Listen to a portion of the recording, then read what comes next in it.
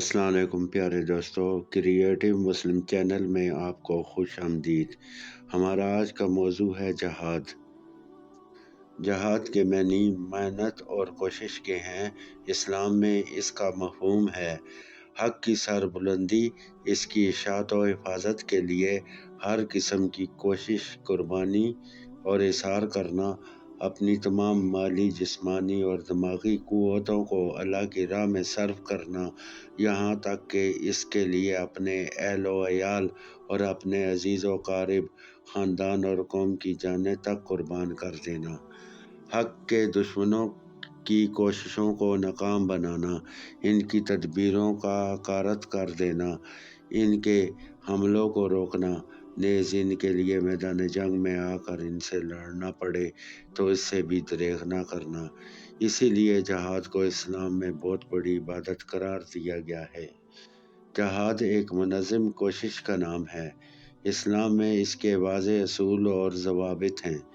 बग़ैर किसी नज़्म व अमीर के कोई शख़्स या गिरोह अपनी मर्ज़ी से मसल्ह जदोजहद शुरू कर दे तो इसे जहाद करार नहीं दिया जा सकता। जहाद के लिए ज़रूरी है कि इस्लामी रियासत की तरफ से बाकायदा इसका हुक्म दिया गया हो।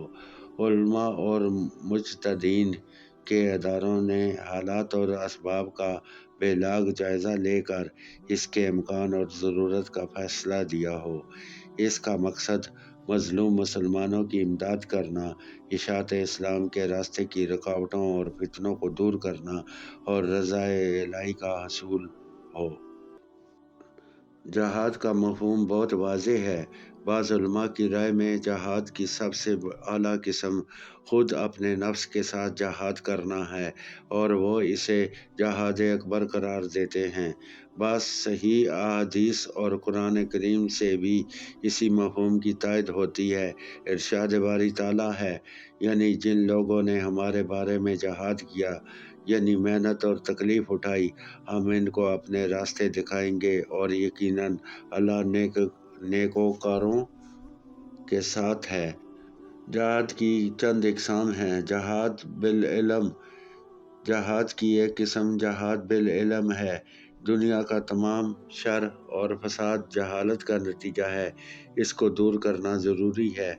अगर इंसान अक्ल व शऊर और इल्म व दानिश रखता है तो इसे चाहिए कि दूसरों को भी इससे फैज़ पहुँचाए। कुरान ने यह बात इन अल्फाज में वाज़ह फरमाई कि लोगों को अपने परवरदिगार की तरफ आने की दावत हिकमत व दानिश और खूबसूरत नसीहत के साथ करो और इनसे मुजादला, बहस व मुबाहिसा बहुत ही खूबसूरत तरीके से करो। इसी तरह इल्मी अंदाज में दीन की दावत व तबलीग भी जहाद की एक किस्म है और नताइज व अफादियत के लिहाज से इसे बहुत अहमियत हासिल है। सूरह फुरक़ान में इसे जहाद कबीरा करार दिया गया है। जहाद की दूसरी किस्म बिलमाल है। जहाद की एक और किस्म जहाद बिलमाल है, यानी अल्लाह ताला ने इंसान को जो माल व दौलत अता किया है, इसका मकसद ये है कि इसे अल्लाह की रज़ा के लिए रास्ते में ख़र्च किया जाए और हक़ की हमायत और नुसरत के सिलसिले में इत्तेफ़ाक से गुरेज़ न किया जाए। इरशाद बारी ताला है, जो लोग ईमान लाए और जिन्होंने हिजरत की और अल्लाह के रास्ते में अपने मालों और जानों से जहाद किया, ये लोग अल्लाह के पास नहायत बुलंद मर्तबा पर फाइज़ हैं। जो लोग माल को अल्लाह की राह में खर्च करने की बजाय इसकी ज़ख़ीरा अंदोज़ी करते हैं, इन्हें अज़ाब अलीम की खबर दी गई है। इरशाद बारी ताला है, और वो लोग जो सोने और चांदी की ज़ख़ीरा अंदोज़ी करते हैं और इसे अल्लाह के रास्ते में खर्च नहीं करते, इन्हें दर्दनाक अज़ाब की बिशारत दे दो। जहाद की तीसरी किस्म जहाद बिल नफ्स है। जहाद की एक किस्म जहाद बिल नफ्स यानी अपने जिस्म व जान से जहाद करना भी है। हत्ता कि अल्लाह की राह में दीन के दुश्मनों से लड़ते लड़ते अपनी जान तक पेश कर दी जाए। आम तौर पर जब लफ्ज़ जहाद बोला जाता है तो इससे यही जहाद मुराद होता है जिसको कुरान में क़ताल कहा गया है। جہاد کے لیے جنگی قوت کی تیاری کا حکم دیا گیا ہے۔